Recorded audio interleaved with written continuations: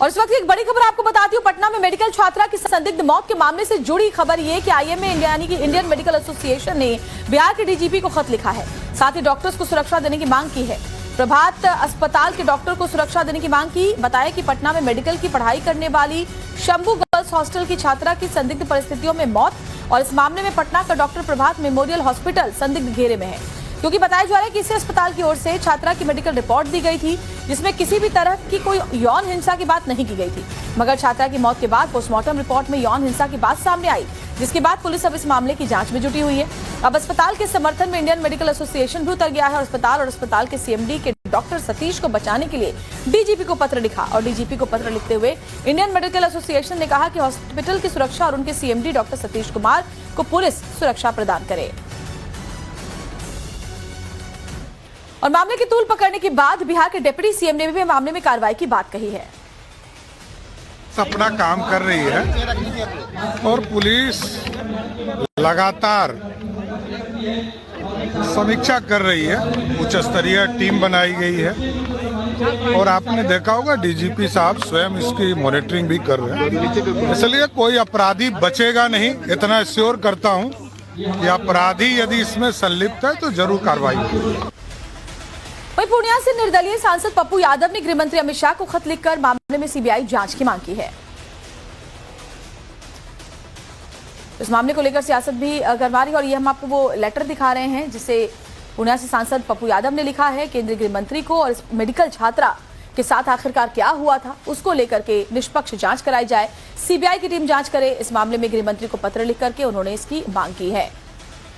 तो सुशासन राज में नीट स्टूडेंट से हैवानियत की इस खबर ने पूरे बिहार को झकझोर कर रख दिया है। मेडिकल छात्रा की मौत की असल वजह क्या रही ये अभी तक पूरी तरह साफ नहीं है और सबसे बड़ी बात है जो शुरुआती रिपोर्ट थी मेडिकल उसमें यौन हिंसा की बात सामने नहीं आई थी। पोस्टमार्टम रिपोर्ट जब पूरा सामने आया तो पता चला कि उसके साथ यौन हिंसा की भी वारदात हुई थी। अब ऐसे में कौन इसके पीछे जिम्मेदार है, किसकी लापरवाहियां थी और क्या वजह रही है इस मौत की, ये तमाम अब जांच का विषय है। इसी को लेकर के विपक्ष भी हमलावर है, सुशासन राज से सवाल पूछ रहा है और साथ ही डिप्टी सीएम ने कार्रवाई की बात जरूर कही है, लेकिन अभी तक लोगों में आक्रोश है और साथ ही साथ इस पूरे मामले को लेकर अब इंडियन मेडिकल एसोसिएशन भी एक्टिव है और वहां पर जो चोटी हैं, जो मेडिकल स्टाफ हैं, उनकी सुरक्षा की मांग उठाई जा रही है।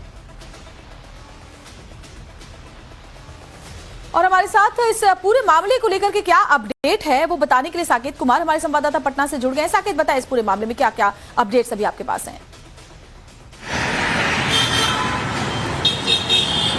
देखिए, इस मामले में जो पोस्टमार्टम रिपोर्ट आई है वो बड़ा सवाल उठा रहा है पुलिस की कार्रवाई पर, क्योंकि पुलिस ने पहले कहा था इस पूरे मामले में कि जो नींद की दवा का ओवरडोज होने के चलते छात्रा की मौत हुई है, लेकिन जब पीएमसीएच में पोस्टमार्टम कराया गया बॉडी का तो उसमें पीएमसीएच की जो रिपोर्ट है उसके आधार पर जो छात्रा है उसके शरीर पर कई जगह पर चोट के निशान पाए गए और साथ ही साथ पीएमसीएच के रिपोर्ट में यह भी कहा गया कि रेप की घटना से इनकार नहीं किया जा सकता है। इसके बाद इस रिपोर्ट को एम्स के लिए भेजा गया है सेकंड ओपिनियन लेने के लिए, क्योंकि कई ऐसी चीजें हैं जो कि उस छात्रा के बॉडी से इन्वेस्टिगेट किया गया है। तो ऐसे में एम्स के रिपोर्ट की तलाश का इंतजार किया जा रहा है कि आखिर एम्स के तरफ से इस पूरे मामले पर क्या कुछ रिपोर्ट सामने आता है। लेकिन इस मुद्दे को लेकर एसआईटी गठित की गई है राज्य सरकार के द्वारा।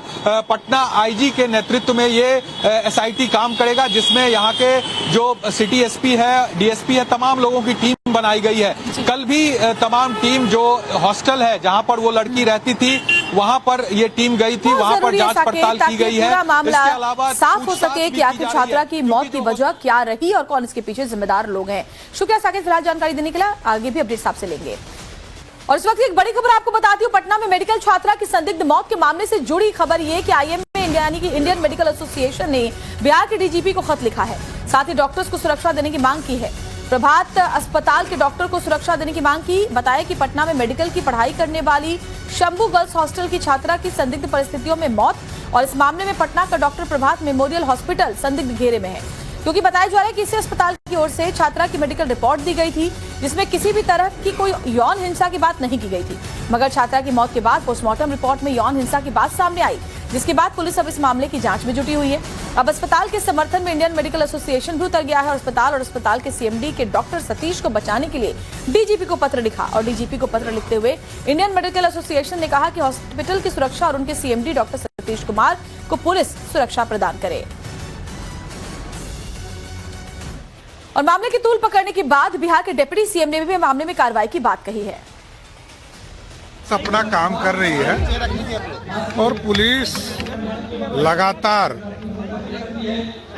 समीक्षा कर रही है।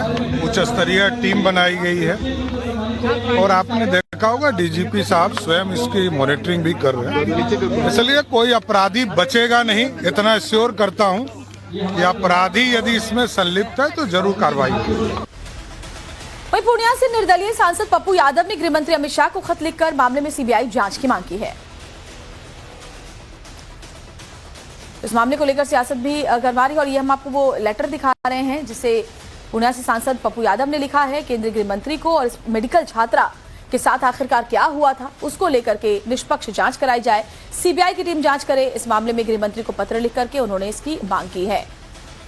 तो सुशासन राज में नीट स्टूडेंट से हैवानियत की इस खबर ने पूरे बिहार को झकझोर कर रख दिया है। मेडिकल छात्रा की मौत की असल वजह क्या रही, ये अभी तक पूरी तरह साफ नहीं है। और सबसे बड़ी बात है, जो शुरुआती रिपोर्ट थी मेडिकल, उसमें यौन हिंसा की बात सामने नहीं आई थी। पोस्टमार्टम रिपोर्ट जब पूरा सामने आया तो पता चला कि उसके साथ यौन हिंसा की भी वारदात हुई थी। अब ऐसे में कौन इसके पीछे जिम्मेदार है, किसकी लापरवाहियां थी और क्या वजह रही है इस मौत की, ये तमाम अब जांच का विषय है। इसी को लेकर के विपक्ष भी हमलावर है, सुशासन राज से सवाल पूछ रहा है और साथ ही डिप्टी सीएम ने कार्रवाई की बात जरूर कही है, लेकिन अभी तक लोगों में आक्रोश है। और साथ ही साथ इस पूरे मामले को लेकर अब इंडियन मेडिकल एसोसिएशन भी एक्टिव है और वहां पर जो चोटी हैं, जो मेडिकल स्टाफ है, उनकी सुरक्षा की मांग उठाई जा रही है। और हमारे साथ इस पूरे मामले को लेकर के क्या अपडेट है वो बताने के लिए साकेत कुमार हमारे संवाददाता पटना से जुड़ गए हैं। साकेत, बताएं इस पूरे मामले में क्या क्या अपडेट्स अभी आपके पास हैं?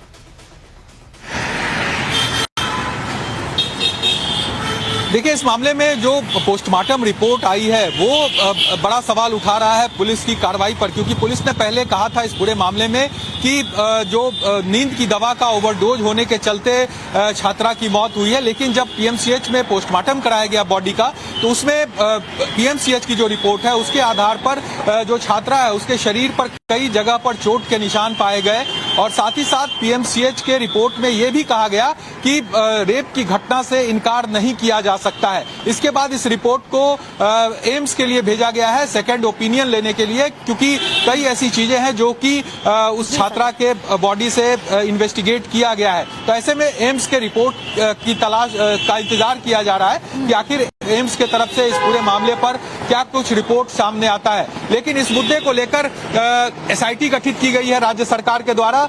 पटना आईजी के नेतृत्व में ये एसआईटी काम करेगा, जिसमें यहाँ के जो सिटी एसपी है, डीएसपी है, तमाम लोगों की टीम बनाई गई है।